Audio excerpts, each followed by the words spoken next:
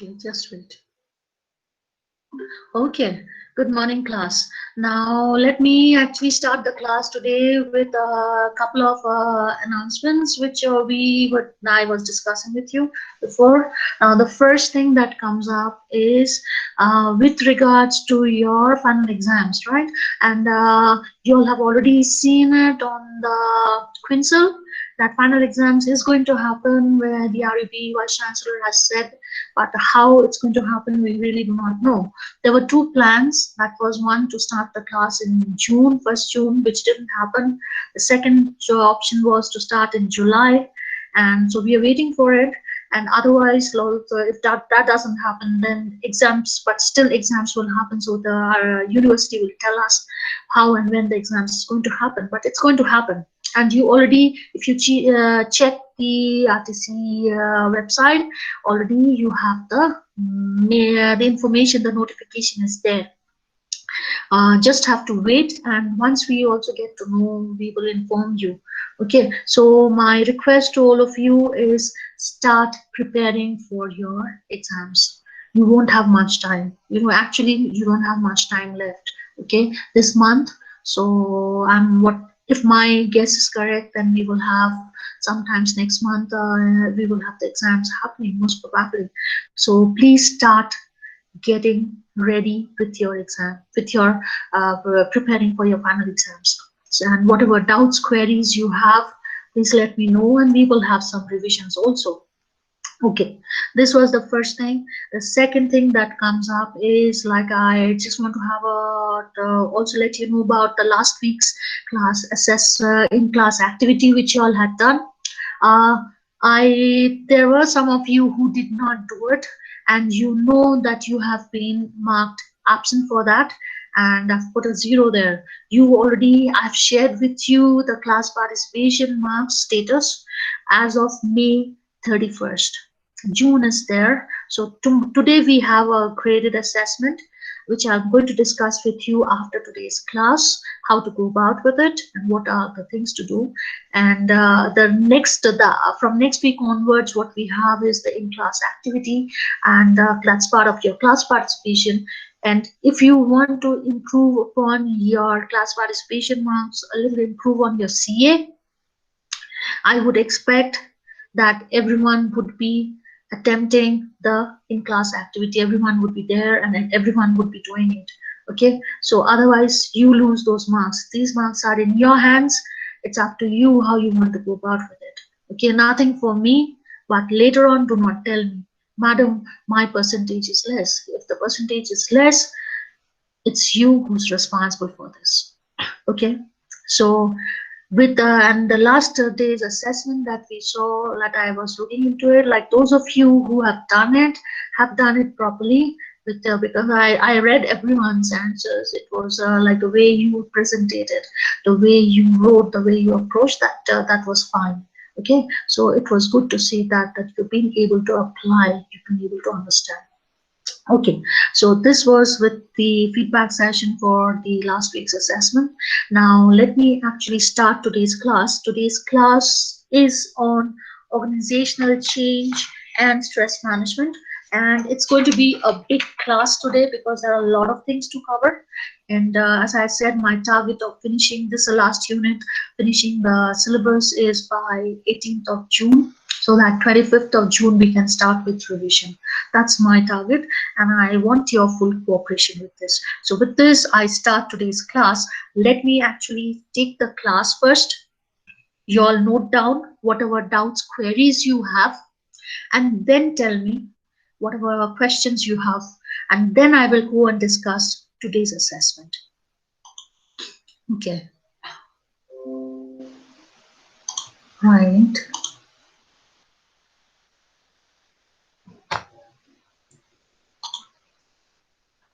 Okay, so let me start today's class with a very famous saying, a quotation by Charles Darwin. Charles Darwin, okay, so who had said, when we are talking about our topic is on organizational change and stress management. So organizational change, like who is the best person who can adapt to change, or it's and who can actually survive in this world. So what Darwin had to say was, anyone, it's we usually what we feel is it's the strongest person in this earth who's surviving. No, that's a wrong thing.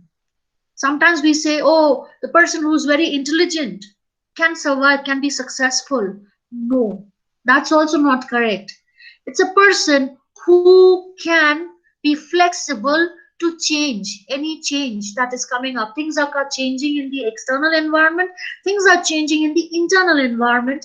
How well are we adapted to that change? How flexible are we to adapt to that change?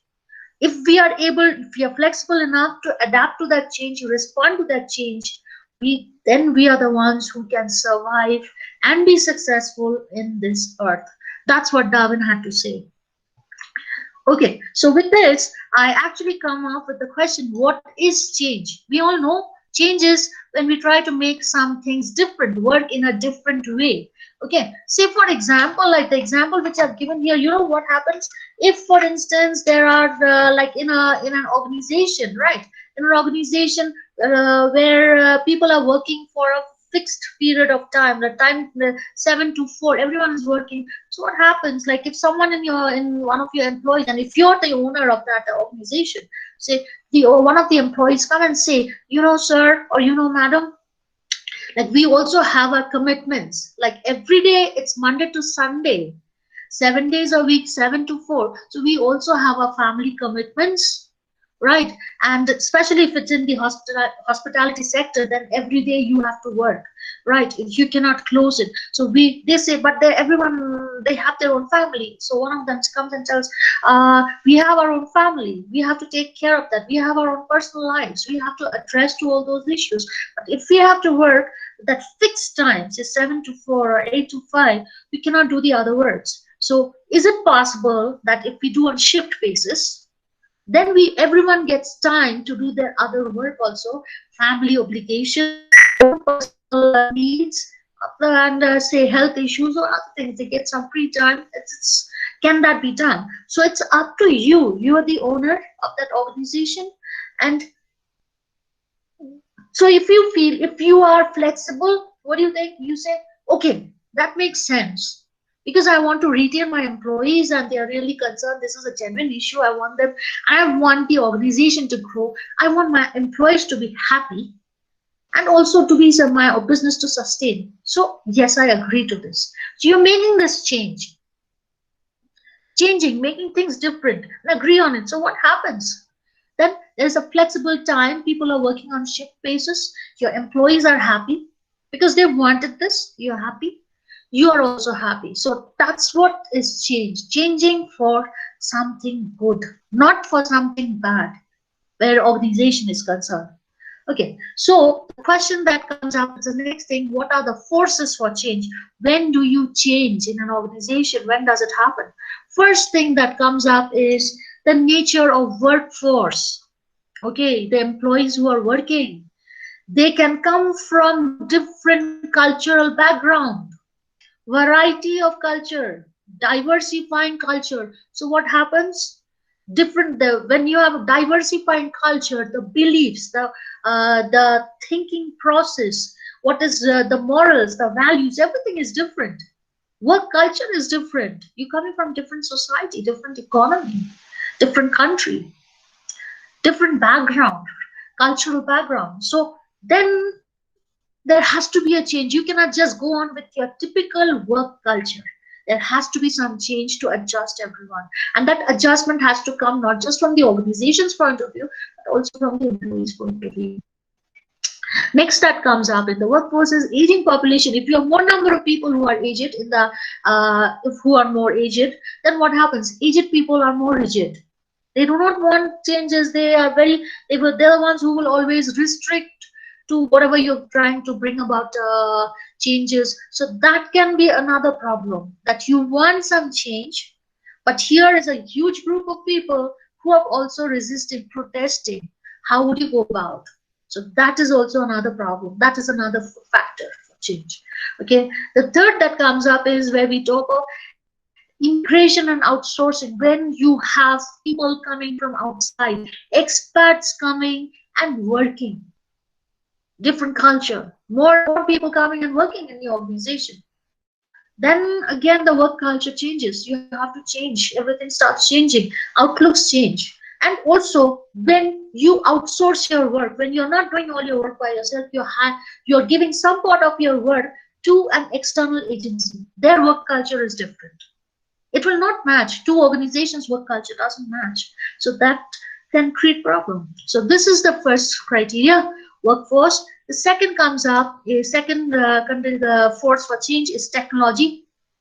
What is happening today? We have today computers, mobile computers today, right? It's mobile computers which where you have a mobile and you can also work as a computer. So what happens? That's quite faster, it's quite cheaper, and today you do not have to sit on your table sit in front of your desktop and actually work. You can walk and do the work, walk and work. So technology, that's also helped in changing the work structure. What the other technology, how has technology helped? It has helped in decoding human genetic code, or human behavioral pattern, human genes. Genetic means genes, a genetic factor. Technology has been able to decode the genetic factor and say why this change is happening, why certain changes are going on, why this takes place in human mind. We have so many new branches of management coming up. Yesterday, I was attending a conference which was discussing about neural tourism or neurotourism, where when we visit places, when we go and decide on something, it's our brain which tells us. Brain has a big factor. This is a new branch of management which is coming up. So it's actually talking about our human brains, how it works, how it affects. It's affecting management. So this is one big example, and this is a new thing that's coming up, neuro management. Okay, so third factor that is there is economic shocks. Economic factor, this is external, where we have, if there is a financial collapse in the economy, if there is a recession, if you right now we are going through a crisis, global crisis. So that's economic shock. Economies are in a recession position because trade has gone down. There's no trade happening right now. That's a big loss for any economy. So that's one thing, how to go about. And when we have a global recession happening, global recession, right now, what we have is where we are leading, where the world is heading for, is a global recession today. So that's a big problem that is there. How do we go about? How do organizations react to it? How do human beings react to it? What can be done? Certain things are within our control, certain things are not within our control. And how far can we adapt to this? How much flexible are we? Those who are flexible enough to adapt to this change are successful. Those who cannot, fail. Okay, so the fourth one that comes up is, when we talk, is competition. Competition is not just within the economy but also worldwide, in the marketplace, global competitors. Yeah, so that is there. When mergers happening, mergers, when you merge with another organizations, or acquisitions happening, so then also that's a change coming up to two different organizations, work culture coming together. When you have government starts increasing regulations, rules and regulations related to business, related to commerce, that also can create problem. Okay, the fifth condition is social trends. That is where we talk of societies. So what happens? Social awareness increases, so increased environmental awareness. Like when we start in getting more and more awareness happening, like what has to be done. If you see the present situation, what's happening, people are more concerned about conserving the environment, talking of preserving the biodiversity, talking of health issues. So it's a social consciousness which is coming up to develop some social habits, a good environmental hygienic habits. Also, this is a very controversial issue which is there throughout the world. Gender issues, right? Gender issues are always there, like women being discriminated at times. And what we have transgender employees, Their problems are there. People look down on them. But when we have the gays and the lesbians, like you all know this, like what happens when you are, what the general idea is, you know what? When we are so much adapted to that typical thinking process that anything which is different, we do not want to accept it. We look down on those things. A person who's not a normal human being, normal human being where gender is concerned, we still do that. We look down on those group of people, which is not correct. There's nothing to do. What has gender got to do with your work? Work is your skill, your efficiency, your qualification. If you are qualified, if you have the right skills, if you are efficient, if you are willing to work, if you are doing your work properly, then what is the problem? Gender is your personal problem. It's your personal issue. So, but we do have that tendency, and but today what's happened is that there has been a drastic change where the gender issues are concerned today. So people, the concept is changing today. People are getting more and more liberalized. Those who are able to adjust to it are fine. Those who are not are just falling behind. Okay. What we also have today is the concept of multitasking. You cannot just come and say, "Oh, I can do only this work." No, you have to do multiple work together. You have to connect. Today's world says so that you have to do it, and you should be able to connect. That work that you are doing, you should be able to connect it together. Okay. The last factor that we have is the world politics. Politics also creates a has a big impact. Okay. The first that comes up is what happens is healthcare cost. Okay. Today, what's happening? There is an increase in the healthcare cost. See the problem that's happening. That we have a crisis today, and new diseases are coming up. So what happens? Cost is going up. That's a big thing. That's again a big thing. And the other thing that comes up is here, the negative social attitudes that we have towards businesses and executives. That business people and executives are out here only to exploit people, only to extract money, and only to make profit. That negative attitude that the government has worldwide. So certain places, right? If I'm not saying all governments or everywhere, but you still have it.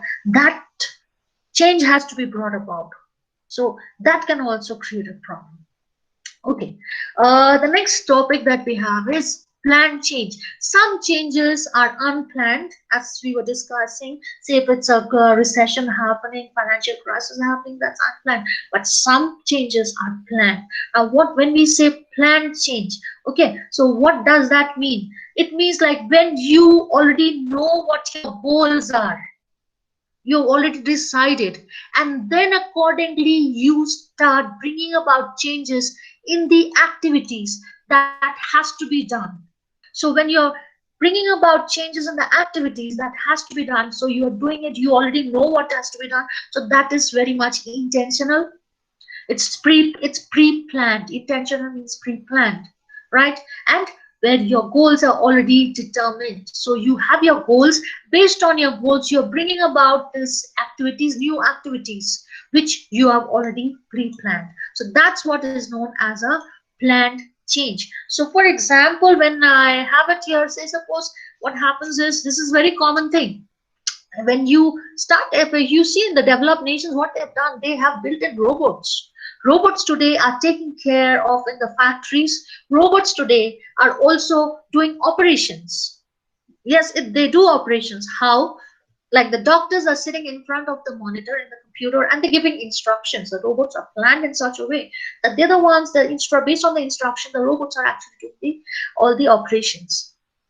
Robots are up there. If you go to Japan and they have those skyscrapers, how is it being painted? It's done by the robots. It's planned in such a way that someone below on the ground floor and just is giving the instructions, and these robots are actually going up and just painting. It's painting different colors. It's already programmed.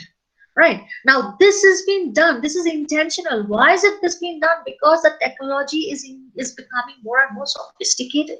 And you need to finish your work within a short span of time if you have to stay in the competition. So bringing about new changes in the technology, the sophisticated equipments. And what happens up there? Previously, this work was done by human beings. So it can be a threat to the human beings who feels that their job is at threat. That can happen. So that's right. So what has to be done is it is up to the management to ensure that no, this cannot, it is not a threat. It's only to make work easier. Those people who can actually do going up, who are thinking of how to go and paint, who are actually sitting and doing that operation, going into the operation, the table OT in the operation theater and doing the operation. No, you don't have to go there. You sit in front of the monitor, take the training, get skill, and then you give instructions, the robots will do. So your job is not at stake, but your work becomes faster, you become efficient, you become more skilled how to operate, how to use that technology. That's what is plan change. Okay, what is the goal for a plan change? Why has it been done? What's the main objective? Obviously, to improve the ability of the organization, right, to adapt to the changes. Changes are coming up in the environment, external environment, better technology, competition is happening. You have to survive, you have to give better quality output. That's why. And also to change the employee behavior. Why is it? Employees have to be flexible, open-minded, otherwise it's difficult. You cannot just say, oh no, I cannot do beyond this, this is what I think, this is right. Why can't you be open-minded? Why can't you accept change? Why can't you bring in those changes? Why can't you become more skilled? Today, what you are, today's skilled workers, tomorrow will be unskilled if they do not develop their skills, if they do not come up with new skills, if they do not undergo the training. Because today's skills tomorrow will be obsolete. Okay, and those people who are actually responsible to bring this change, bringing about the change and managing all these activities are called change agents. It can be anyone, whoever is responsible for bringing about this change. Okay, so the next thing that we come today is the resistance to change, right? Resistance, as we've been discussing since morning, that when changes are coming up, people are, it's the natural reaction of human beings. Don't want it. Don't want it. Right? Initially, think of yourself when we started, we were having a normal class in the classroom, and that drastic change to virtual learning. First of all, what happened? You all didn't want it. That resistance was there. You didn't say anything, but within yourself, you had that resistance. I don't want it. We don't want to learn something new. We were more comfortable there. Same thing for us. Oh gosh, this is virtual learning. This is something new which we have to learn. But we underwent the training. You all were also being told how to go about with it. Right, so that is natural for us as common human beings. We get so comfortable in our existing scenario, we don't want to change. So that's the normal reaction. Normal reaction, it comes up to any change. Okay, now what can be that there can be different forms of change. One which is very much open and immediate. How? You raise complaints, you engage in, through your work, you start protesting. Engaging in job actions is you start protesting. You don't want to do the work. You don't want to do. You're complaining. You're working. That's very immediate. Immediately you start protesting. Other that comes up is which is done later. It's not done directly, and it's also done later on. Immediately you will not say. Say for instance, what happens? People, employees, right? They stop being loyal. They stop being motivated. They're doing their work, the efficiency level goes down. So it's, if you go and say, why am I not doing my work? Am I not being loyal? Am I doing it? But it's not that. It's indirectly protest. Or sometimes what happens, the number of errors or mistakes that goes on increasing. It's done purposely, but the way it's been done, it's not a direct protest. Nobody's voicing any opinion. Nobody's protesting directly, but through their work. And when we say look into this, or when we actually talk about is when we say postponing or deferred, right? What happens? Increase the number of absentees. So the work gets deferred. It goes on postponing. You cannot finish your work on time. Deadlines are going. You're missing all your deadlines. That's also another way of protest. Okay. Now, With when we talk of this deferred resistance, okay, so where you postponing the work, your work gets delayed. What happens? This actually blocks, as we say, clouds, blocks the relationship between the or the link between the source. Source means the source of change and the way you react. It is blocking. The source of change here means there has to be a change happening. Why is that? What is that source of change? A new technology, right? And what should be the reaction? That we should be actually getting the skills in, go for training to enhance the skills and working. That's so that the efficiency level increases. But if we start being absent, not doing the work on time, so the work gets delayed. So what happens? That link gets totally blocked. New technology is there, but the work is not happening, so it gets blocked. Okay, so when we talk of sources of resistance to change, now there are two sources. One is individual level, the other is organizational level. So let's start with the individual level. One is when we talk of habit, like our day-to-day habits, like in when we work, when we're doing the work, we say, think of yourself, we were in class, this is how you've been doing it in class. The teacher is coming, taking classes, discussing, you clarify your doubts, and then you have some work to do, you're fine.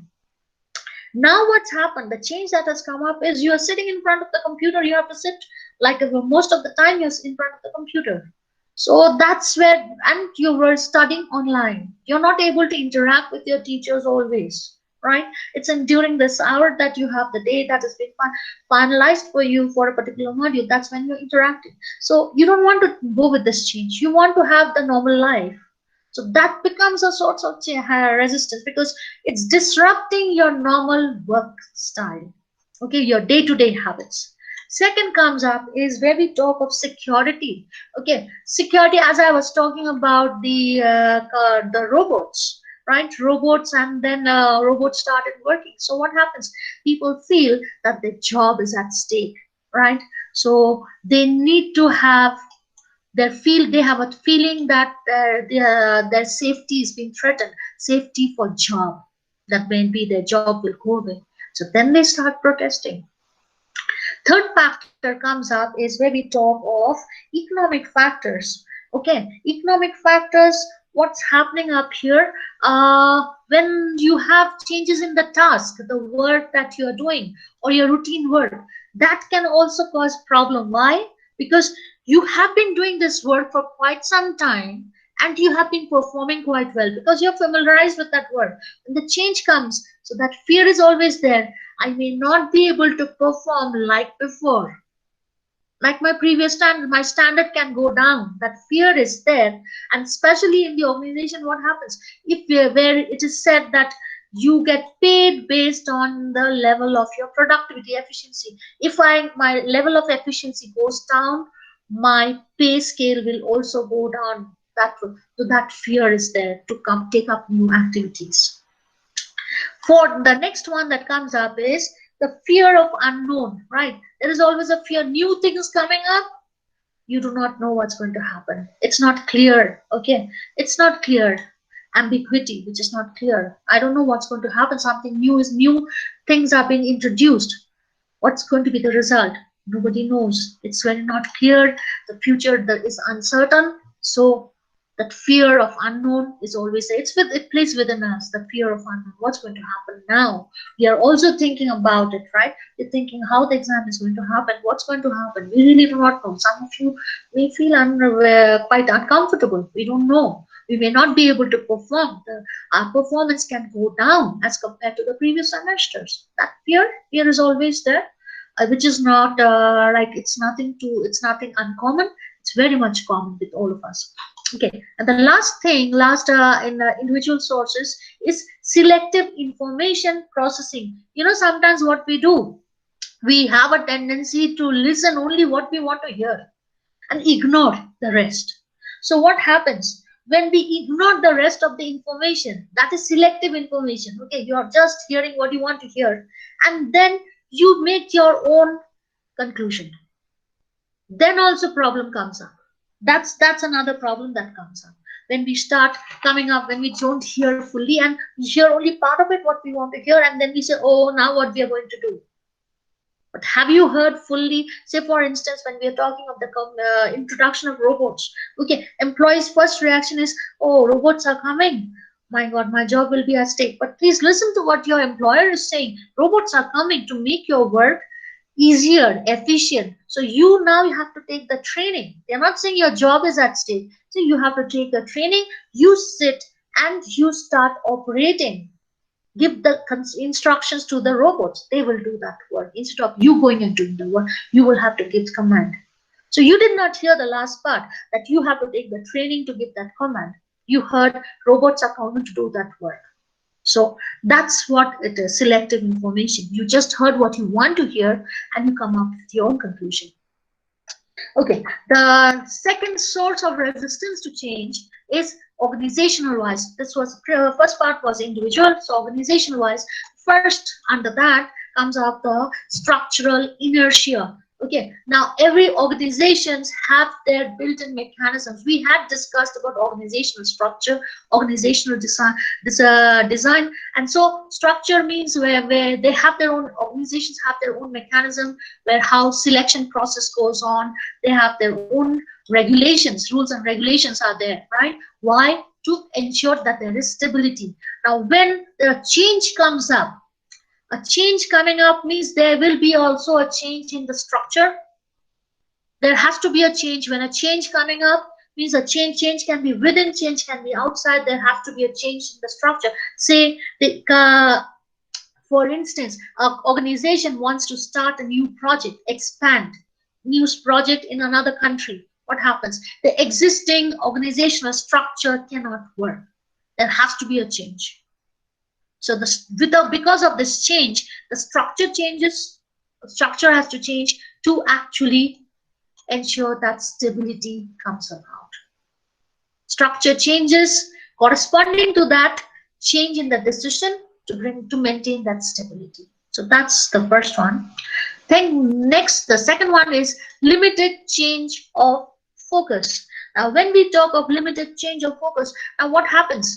Like when change is coming up, but one has to realize that you cannot change things, just change one thing. You have to change the others. If you change one, other factors are also going to get affected, right?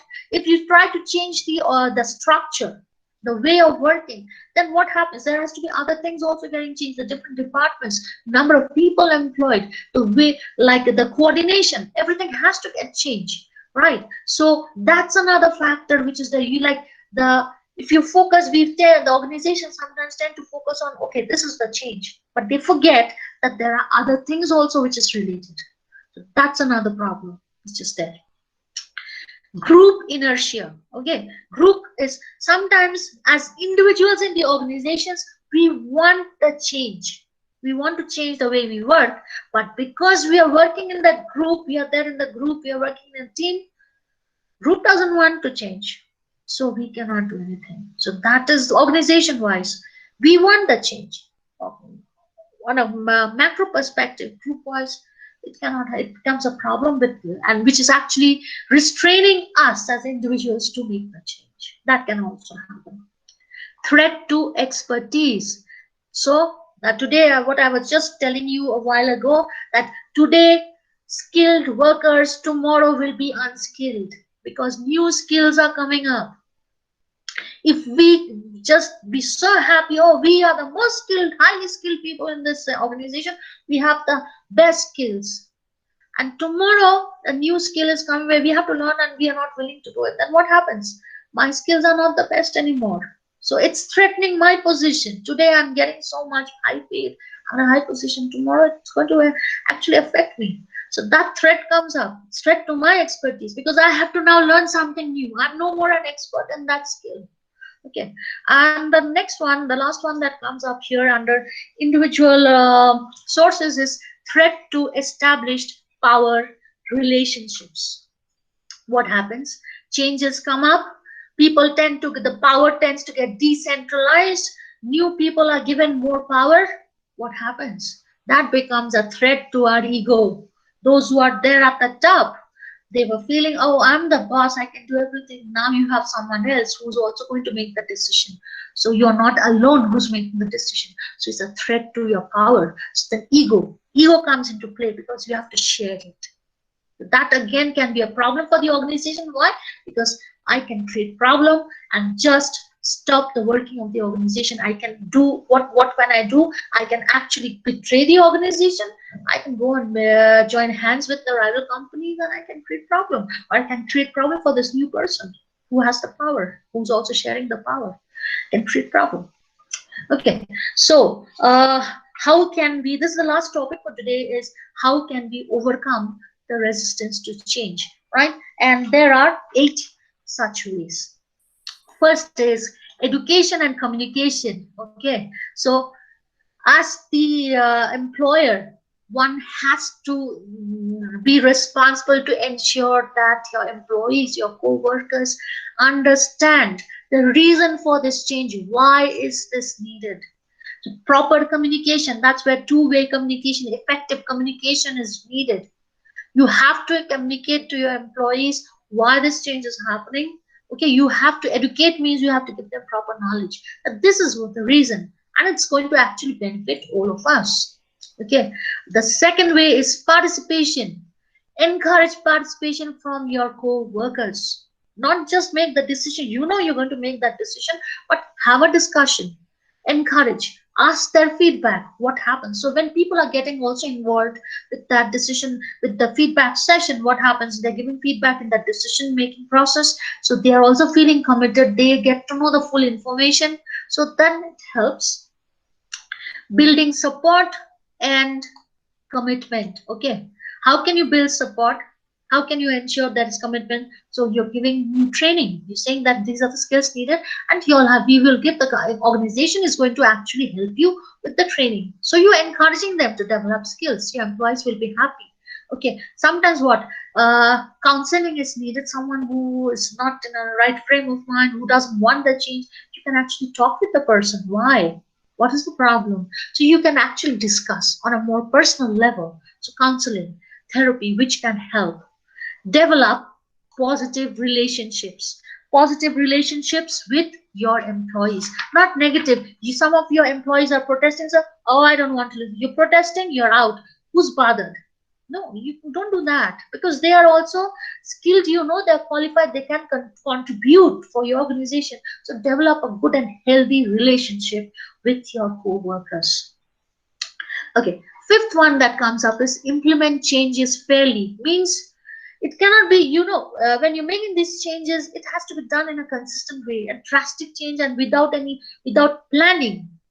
When you don't plan and bringing a change, then it can create problem. So bring it properly, plan it, and in procedures, in steps, you bring in those changes in steps, gradual changes you bring about. Okay, then it makes sense. If it's unplanned, or if it's a drastic full change which doesn't make any sense at all, there is no backup plans, there's no justification all of a sudden, then it can give problem.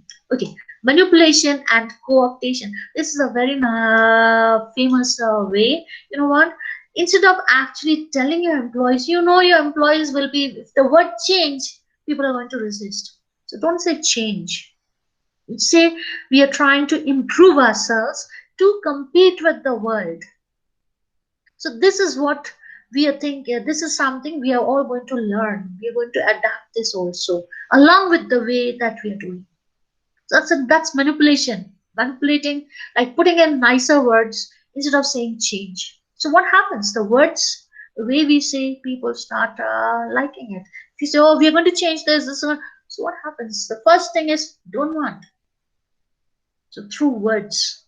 And so in order to gain cooperation from your people, from your co-workers, it can also happen by selecting people who accept change, right? So when you're hiring, that can be there. When you're hiring your own people, when you're hiring employees, you need to talk in that interview.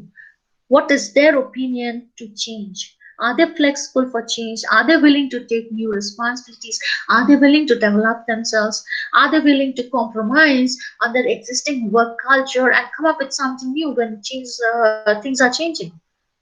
Do people actually enjoy change? Are they willing to do improve themselves? Are they willing to come out of their that and the box, the exact the box that we when we say think out of the box? So are they willing to think out of the box? Are they willing to come out of that box? That needs to, those people should be hired. And the last is where, you know, when nothing works and you know there are, this is something where you have to take actions against people who are on purpose creating problems for you. Most are working with you. There is a group of people who are on purpose creating problems. Anything new coming, these are people who are skilled, but they are doing it on purpose. They don't want you to be successful. So in that case, what can also happen is where you actually have to threat, threat, direct force, and you have, if you are working here, you have to do this, otherwise some actions will be taken, you'll be out, and we are monitoring you, you cannot do this. Start being very harsh on them. So that's the last part. Coerce means to force. So that's all that we have for today's class. And I will actually start opening the floor for you, so that you can actually start telling me whatever your doubts and queries are. Okay, so I leave the floor open for all of you. You all tell me what, is there any questions, any queries, if you have anything, anyone who has any questions, something which you did not follow, something which you want me to explain. Is there anyone with such thing? Anyone who has any queries? Do you have any queries? I don't hear anyone saying.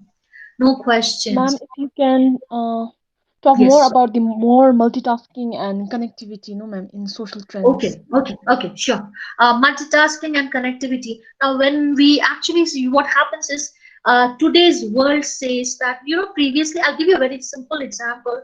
Like initially, in the olden days, what was happening? There were people separately who were hired for technology, who were technology experts, like IT people. So they were taken, and people who were taken separately, who were taking care of the managerial aspects, so management background people. So one was with where you had your who were mtechs taking care of the IT technology part, and there were mbas who were taking care of the managerial aspects.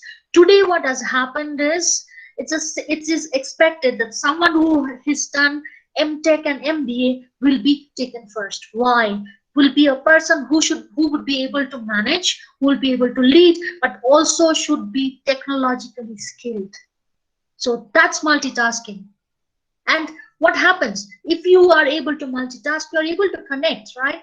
Just sitting in that AC room making a decision without knowing the technology, without knowing something about the new changes that's coming about in the technical world, how are you going to make the decision if you do not know?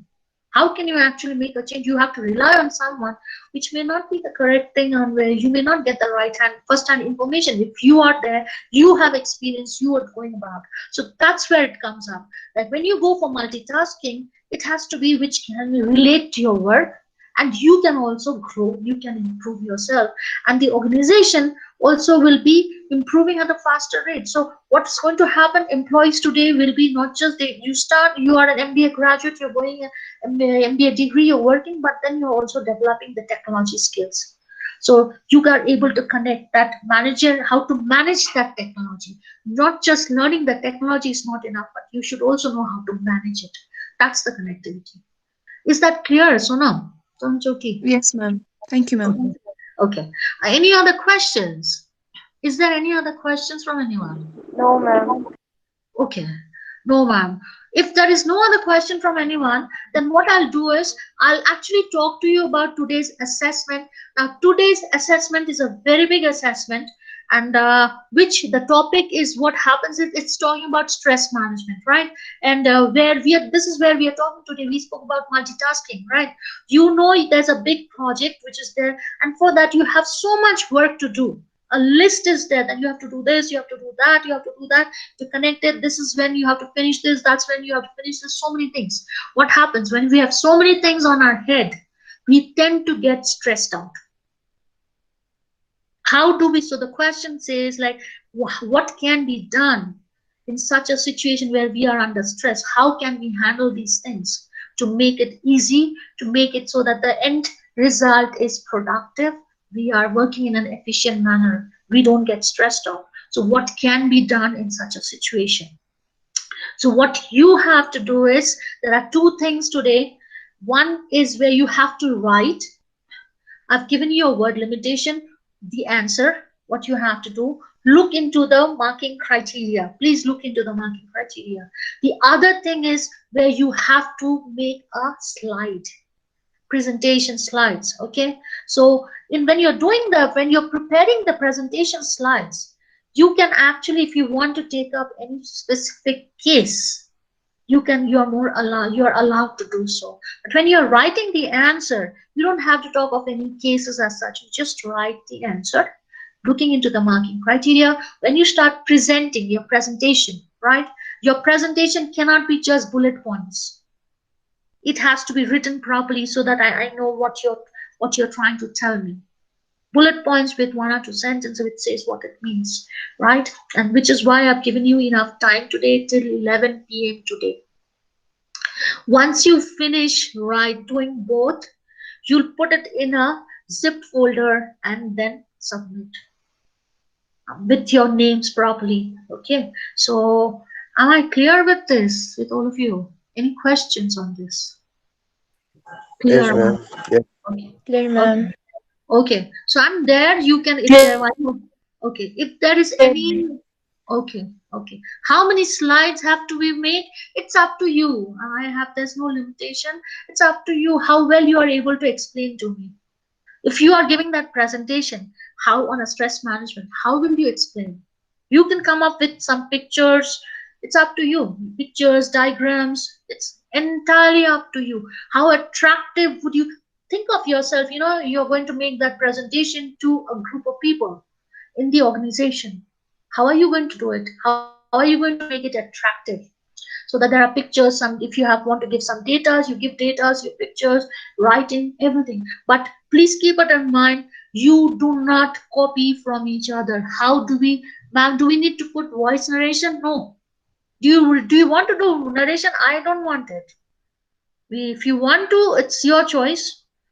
Okay, no ma'am, no, I don't want it. Again, I don't want any narration from my side. I don't need any narration. But the slide should be such where looking into it, I can understand. I will be able to. You should be. You make your slides in such a way that you are able to convince me that this is what I'm trying to say. This is my message. You can use data, you can use pictures, you can do anything, facts, figures, right? However way you want to make it attractive, but the information should be there, not just bullet points. Bullet points happens when you are in class, where you are explaining to me. But since you are not here explaining it to me, you are sending your presentation. So presentation, when I look into your presentation, it should be attractive. It should have full information. I should be able to understand what you're trying to say. Okay, but when you're writing the answer, there's a writing also. There, you just write, address the issues with the answers, whatever your recommendation, solution, whatever comes up, your conclusion comes up. With your presentation is a little different, right? So please be careful with this. And I have something to say up here is, please ensure that you do not copy from each other, because I will have everyone's presentations file, slides, as well as the writing. Okay, Urkund is there to check. The moment you submit, it tells the time when you are submitting, who's submitting first. It also tells who copies, whose paper is copied, whose is similar to who. So please be very, very careful with this. I'm going to this assessment, I'm going to deduct marks if I see anyone copying from each other. And if you're referring to any place, any source, refer to any source, any journals, anything, you can refer. I want references. You have to give me references. That's how you should be working on it. Okay, and by 11 p.m. today, it has to be done. Information should be brief in the slide. Information on the slide should be such, yeah, you can make it brief, but I should be able to understand what you're trying to tell me. Okay, it should not be half information. It should not be half information. What my thing is to say is, when you're actually talking about making slides, it should not be half information, that just bullet points. That I don't want. It can be brief, but I should be able to know what you're telling me. That's what I'm saying. Okay. Any other questions? Anyone has any other questions? Or are you clear with it? Is it clear with all of you? Clear, ma'am. Yes, Okay. ma'am. Okay. So if it's clear with all of you, I'll just finish off today's class. And I'm there online, and you can always get in touch with me if there's any clarifications, if there is any doubt. Okay.